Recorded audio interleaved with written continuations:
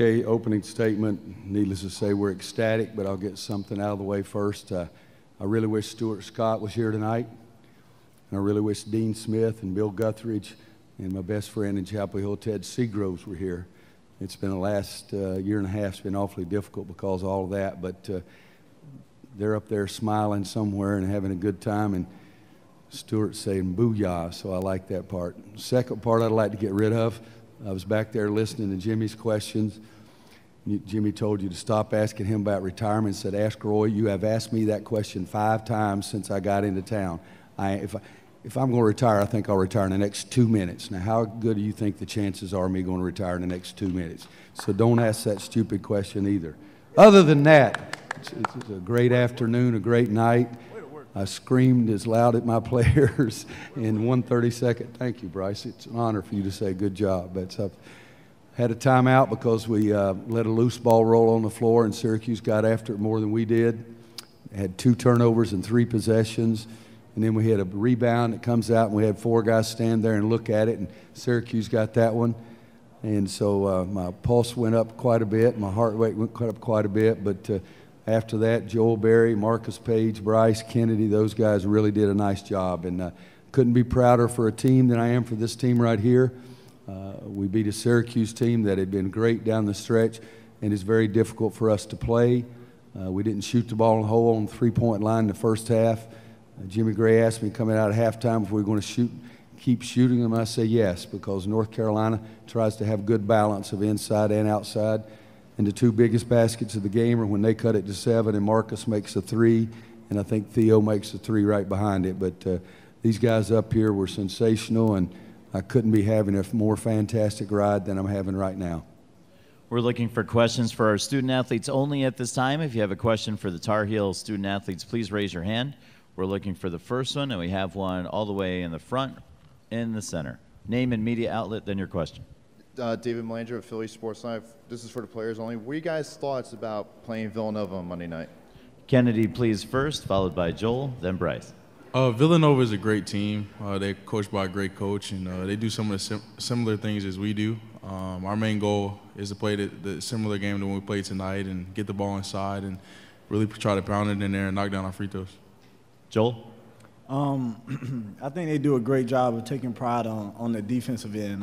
As you saw tonight, you know, they won by, I don't know how much, 44, but I think they did a great job of taking Oklahoma out of what they wanted to do. So, you know, we just got to be able to move the ball, do what we always do and get the ball inside, play inside out, and everything else will be good. So. And Brice?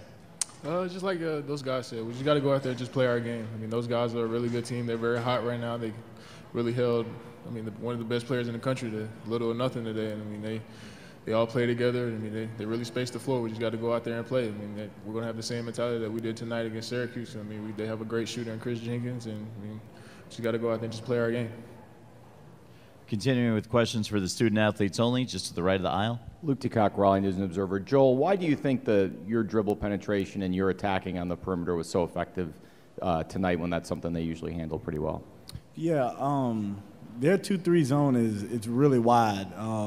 It's different than another team, you know, because the other team, they usually just go in it just to stop or slow down the team that they're playing against. But I just tried to give them a ball fake, whether it was off a pass and a shot fake or faking a pass, and then I just tried to get inside. And like I said, our big man did a great job of showing their hands on the baseline, and that's what we had success at, whether it was Brice throwing it down to Isaiah or to Kennedy. So, you know, it's just this time it was penetration that made the big man in the middle step up, and we were able to get it on the baseline. Next question for the student athletes is going to come all the way in the back, all the way in the center.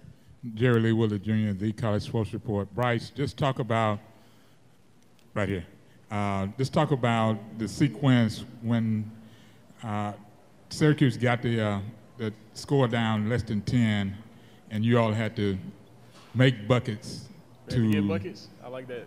To make buckets, that's right. Well, I mean, in that situation, I mean, we expected them to press, and I mean that's what we wanted them to do. I mean, they wanted to try to speed us up. I mean, we had a couple bad turnovers here and there, but at the end of the day, that's the way we want to play the game. I mean, if you look at the results of the game, we got a bunch of layups out of that situation. I mean, we did a great job of just playing the way we know how to play, and just play with a lot of poise and not turning the ball over.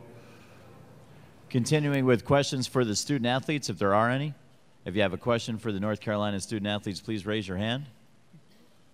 If there are no more questions, we'd like to thank Kennedy and Joel and Brice for joining us. They're going to head back to the locker room, which is still open. Did you have one?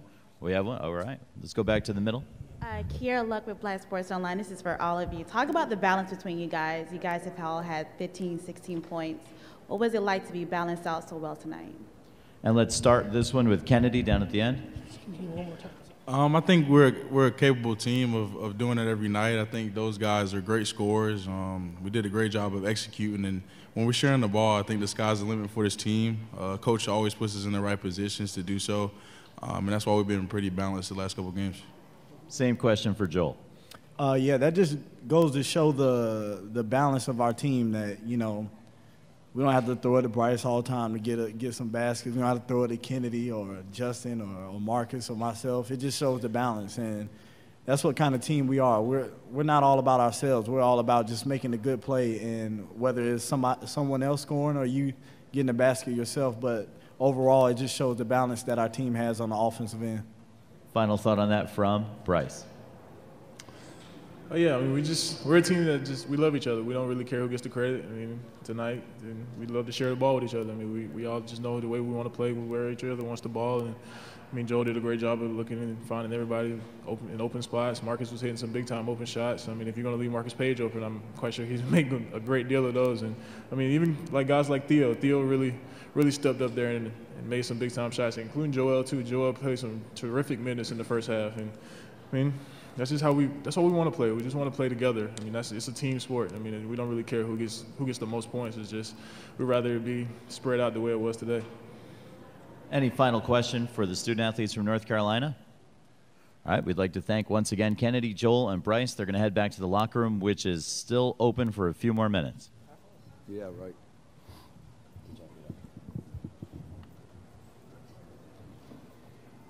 We're looking for the first question at this time for Coach Williams, and there's one all the way in the back on the left side of the aisle.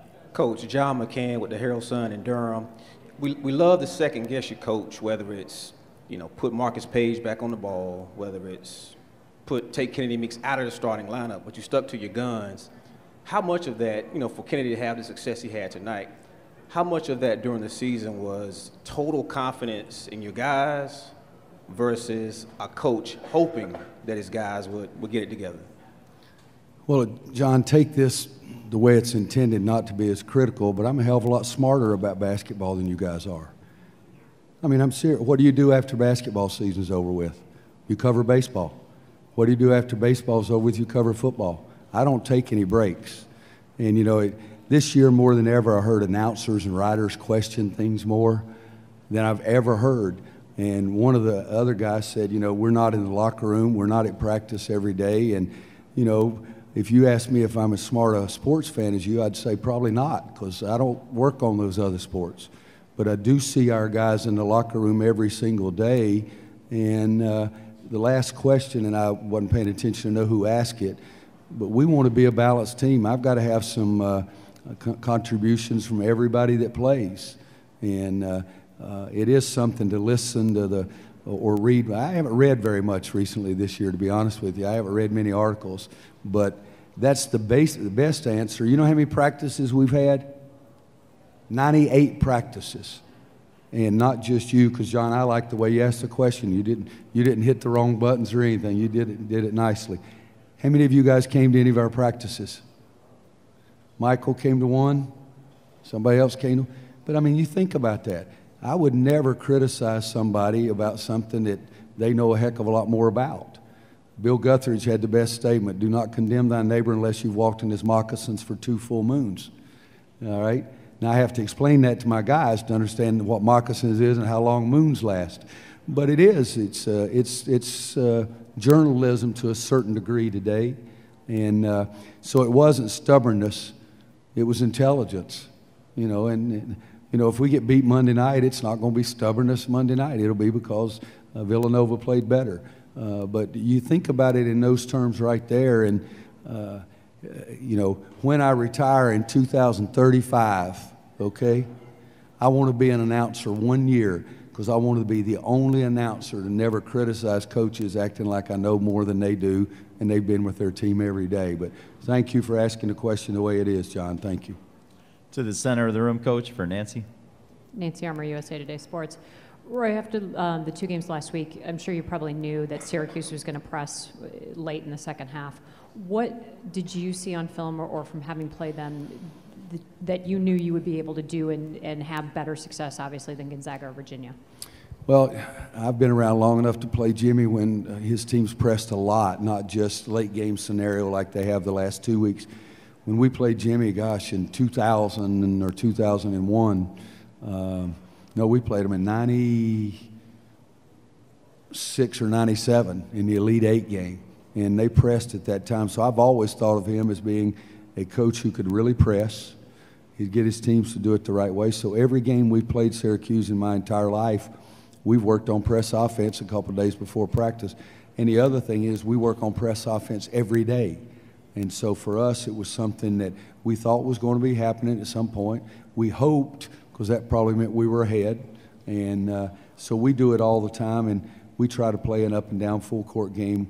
We do a thing called press offense defense game almost every day. To the front row in the center. Philly Sports Live. Same question I asked the players. What are your initial thoughts about playing Villanova on Monday night? Don't have any, really. I said it out there in the public. Marty Schottenheimer's a great friend, and he always said, let's enjoy the blankety blank out of it until midnight and then worry about what comes after that. I did not watch 1 second of the Villanova-Oklahoma game today. Even after we got here in the arena, I told them, give me a place where there's no TV. Now, I read the Syracuse scouting reports for times 61, 62, and 63 because I thought that was more important to me. But, you know, one of my coaches, either Coach Robinson or Coach McGrath, had Villanova. Coach Davis had Syracuse, so I know one of those guys had it. They'll give me a scouting report early tomorrow morning before practice, and we'll make out a practice that'll help us do some things and get to know them a little better. But other than that, I know Jay Wright, and I love Ryan, the way he plays. Chris Jenkins, I remember going into Nate's home and recruiting Nate and really liking him, and even telling someone that if he didn't sign early, I might try to see if we could get that undersized four-man that I thought was going to be a big-time college player, and that was Chris. In that second row toward the center.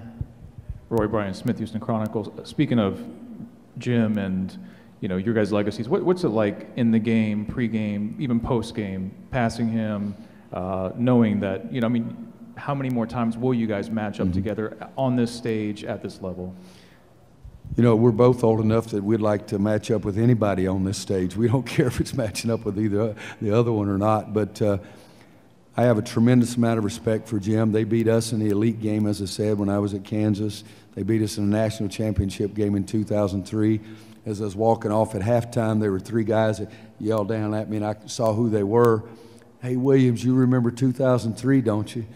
But their rear ends weren't there when I came off the court at the end of the game because I was looking for them. But, you know, it's coaching, and he's a guy that's won so many games and done it. And I've said this before, Syracuse was okay before Jimmy got there. But Jimmy's taken them to levels they never were before. So I think you got to be congratulated for doing that. And I've always thought it was something special. The guy stayed in the same place the whole time. All the way in the back toward the center. Jerry Lee Willard Jr., The College Sports Report. Coach, preparedness. 50 points in the paint and 16 points off of turnovers. How much is that a point of emphasis in practice on a daily basis? We know one thing about playing someone before, you do get more information and you do know more about them. I wrote down 3 things on the board tonight. The first one was attack their defense with great spacing and great movement and great offensive rebounding. Because we'd played Syracuse before, and we had some success at Syracuse by getting the ball inside, perhaps more than we did in Chapel Hill. I said box outs. It's got to be our greatest box out game of the year. And they hurt us a couple of possessions, 2 or 3, a flurry of 2 or 3 shots. but I think we did a better job of boxing out. And then the third thing was know the personnel. You know, some guys, they set a screen and they're going to slip the screen all the time. Some guys set a screen and they're going to screen. Other guys like Leiden may set the screen and then spin out for three. Our guys really did a good job of what we gave them in the scouting report. And, you know, tendencies, they got tendencies on us too, but I was really proud of the way our guys listened to our scouting report and did the things on the court. On the right side to the right of the aisle, Coach. Coach Steve Foster, ESPN San Antonio. Went to the open practice, and was it you or the players that came up with the dunks at the end, and how has that brought the camaraderie together for some guys that are freshmen all the way through seniors for your team this year? You know, until 2002, 2003, I used to practice in front of the public because then they gave you about an hour and 10 minutes, and then one time they cut it to 45, and you can't get anything done in that. So when they cut it to 45, and I think now it's 50 or something, I don't think you have enough time. So we go practice at Rice for an hour and a half that morning, and then when we came in to practice here in front of the public, I just wanted them to get a lot of shots up and 5 or 6 seconds to go, let them dunk and do what they want to do. It's what I wish I could do. The only thing is I told Isaiah that he could not try to dunk from the foul line like he had done a couple of weeks earlier because his ankle's been bothering him the last couple of times. But that's it's fun for the guys, and it's fun for me. Theo tried some weird dunk, and I hurt my knee trying to jump up to get off the floor to help him, so I told him not to try that one anymore either. We have time for 2 more questions. Let's go to Zach. Zach Johnson, Sports Illustrated Kids. What do you try to teach your players besides playing basketball, and how did that contribute to your great win tonight? You know, Zach, I think if something's really important to you, it's got to be really important. Don't just say it. As I said earlier, I went wacko at one time out because the ball was rolling across the floor, and we had somebody that didn't go after the ball, and Syracuse did, and they pick it up and they score 3. So I've always said and tried to point to our guys, if it really does mean something, then act like it does. Don't just say it. You got to work to get it, work to get it. Then if you do achieve it, you'll even feel better about it. But I hope that I've taught them something other than just how to box out or shoot free throws or whatever. Thank you. It's time for our final question of the evening, and that goes to Mike on the left of the aisle. Roy, Mike DeCourcy from Sporting News. When Malachi hit the 3 to cut it to 7 after you guys had been up 17, you needed obviously to get a bucket there. Does it mean more to have Marcus make that shot given what he can mean when he's on? You know, at that moment, I wanted somebody in North Carolina uniform to make it. But there's no question I got really excited because he had done so many good things and hadn't been able to make a shot, and that was the first 3 our team made. I got a little excited on the sideline at that, and you think about it, and if I had time to reflect, I'd say yes, that it couldn't be more appropriate that it was Marcus Page that did that because he's just been sensational for us all year long. And somebody, you know, all the mock drafts and everything like that, they're not listing that guy. Somebody's going to get a guy that's going to be in the NBA 10 to 12 years, and I'm going to be happy to watch him.